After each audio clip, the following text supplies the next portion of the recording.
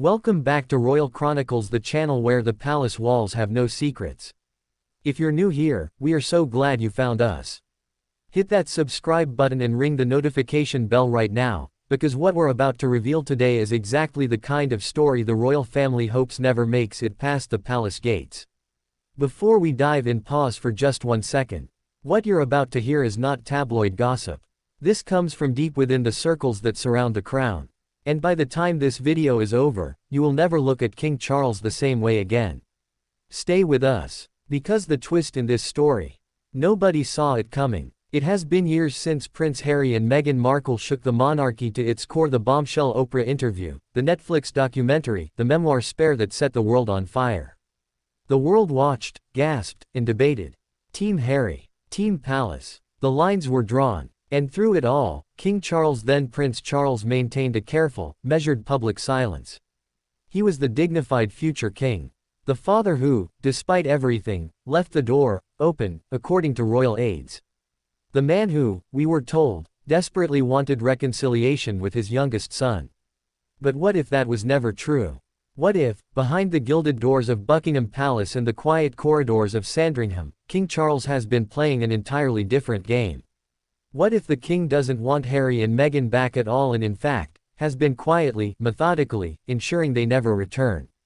Sources close to the royal household, individuals who have spent years operating in proximity to the king's inner circle, are now painting a very different picture of Charles's true feelings toward the Duke and Duchess of Sussex. According to these insiders, the king's public gestures of goodwill, the brief reunions, the carefully worded statements about love for Harry have been precisely that. Carefully worded, strategically performed, designed not for Harry, but for the watching world. Because here is what the cameras don't show. Behind closed doors, King Charles is said to be deeply, personally wounded, not in a way that draws him toward forgiveness, but in a way that has hardened him. The release of Spare, the allegations made on international television, the suggestion that the institution Charles has devoted his entire life to is somehow rotten. Those things, insiders say, Charles has never truly moved past. One source described the king's posture toward Harry and Meghan as cold management.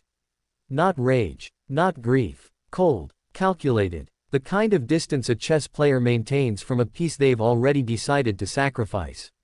So what does wanting them gone for good actually look like when you're a king? It doesn't look like a dramatic confrontation. It doesn't look like a public banishment. That would be messy. That would hand Harry and Meghan exactly the narrative they've always claimed, that the palace is cruel, vindictive, and punitive. No. What insiders describe as far more subtle and, in many ways, far more devastating. Every time Harry and Meghan have reached out through back channels, hoping to negotiate some form of return to royal life, even partial, even ceremonial, the response from the king's team has been polite, non-committal, and ultimately, leading nowhere. Doors appear open. Then, quietly, they close. The Sussexes' titles remain intact. Removing them would cause an international uproar. But their access to royal platforms, to the machinery of monarchy, to the events and moments that would restore their relevance within the institution, gone. Methodically, silently removed. King Charles, insiders suggest, has made a calculated decision. The crown is better served by Harry and Meghan being a distant, fading footnote than a recurring headline. And then there is the matter of the grandchildren Archie and Lilibet. This is perhaps the most heartbreaking layer of this entire story. Because whatever political Cold War is being waged between Charles and Harry, there are two young children at the center of it. Sources suggest that Charles does feel genuine affection for his Sussex grandchildren. But even that, insiders say, has been complicated by the ongoing tensions. Visits are rare, communication is strained, and the warm, present grandfather figure that Charles apparently envisioned himself becoming for all his grandchildren has been quietly swallowed by the weight of everything that has broken between him and his son. It is a silence that speaks volumes.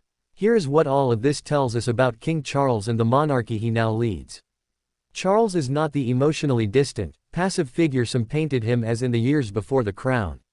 He is a strategist, a man who spent decades waiting for his moment to lead, and who is not absolutely not willing to let that legacy be defined by his youngest son's grievances. The palace has always played a long game. Charles, it seems, has learned from the institution that shaped him.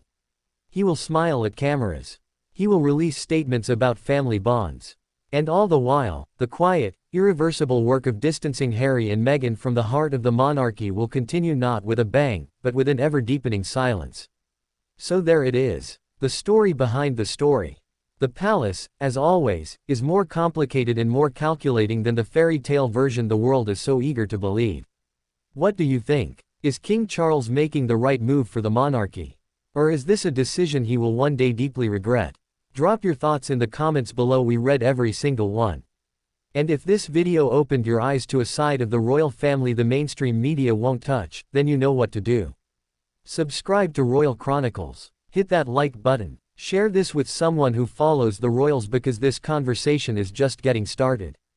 We'll see you in the next one. Until then, the crown never sleeps. And neither do we.